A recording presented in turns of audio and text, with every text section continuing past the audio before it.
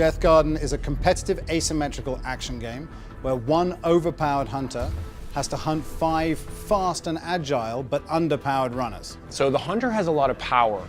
The runners themselves are obviously weaker on a one-on-one encounter, but what gives them their power is the team of 5, is their agility and the fact that they can work together to complete their goals.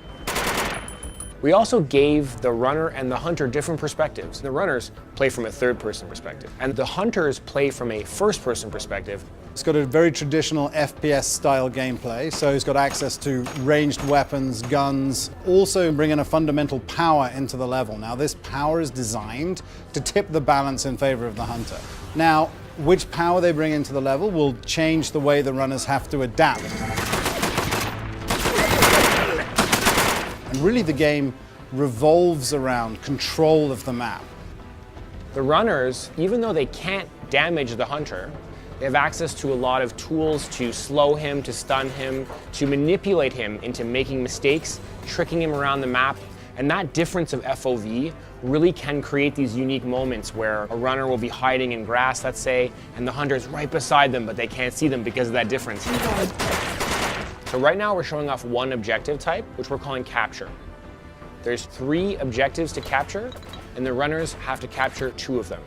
If they're successful, exits will open and you can escape, if you can. The hunter's win condition is simple. He just has to kill 3 of the 5 runners.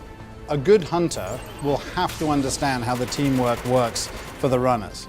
Because at the end of the day, if the runners gain control of the map through their good teamwork, the hunter will just be chasing shadows. And even those empowered with all the abilities of the weapons and the powers to be able to strike back at them, if you can't find them and break that team dynamic, then he's going to start losing control of the game. We're making a procedural game that forces you to think on your feet. Every time you play, the map is different, the layout is different, where the objectives are is different. You can't pre-learn that. You have to think on your feet and do it when you get into the game. So we wanted the game to be very responsive.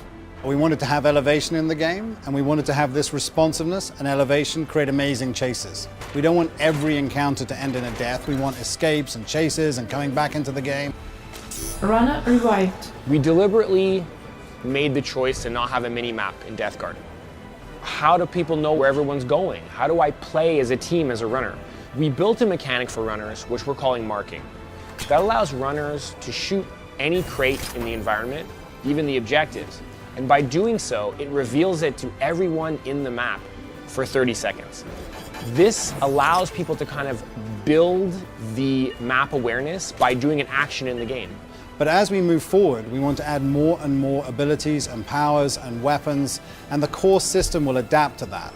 So it's very important for us, especially in an asymmetrical multiplayer game, to be able to see how people are going to start interacting with the suite of options we've given them.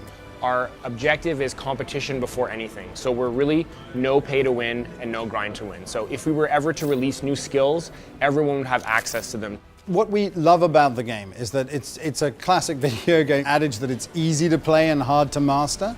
And it's what we really want to do with the choices is add more and more potential depth. You don't have to take on all these choices at an early stage, but the core concept of working together as a team is the most important thing in the game.